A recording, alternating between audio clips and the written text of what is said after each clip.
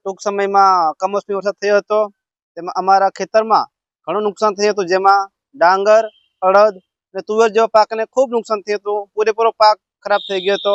જે છેલ્લા ઘડીનો અમારે ખાલી ભેગું કરવાનું બાકી હતું, ત્યારે આ કમોસમી વરસાદના કારણે તમામ પાક બગડી ગયો હતો.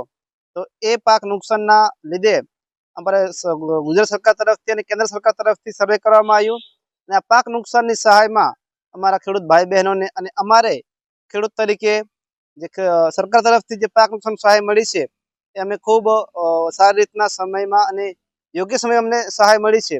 જે સહાયનો અમે ઉપયોગ હાલની ખેતી જે મકાઈની ખેતી માટે ખાતર માટેનો ઉપયોગ કર્યો છે, બિયારણ માટેનો ઉપયોગ કર્યો છે, જે સારી રીતના અમને યોગ્ય સમયમાં આપવાથી અમને કામ લાગી છે. તે માટે સરકારનો ખૂબ ખૂબ આભાર માનું છું. તાલુકા પંચાયત ઉપપ્રમુખ છોટાઉદેપુર.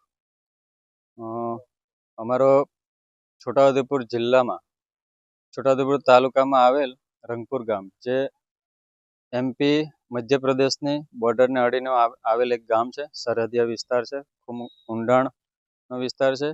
અમારે પાછલે જે કમોસમી વરસાદ થયો હતો એમાં જે અમારા ખેડૂતોનો જે પાક નુકસાની થઈ હતી, એમાં અમારા મોટા ભાગે ખેડૂતોને વળતર ચૂકવાઈ ગયા છે.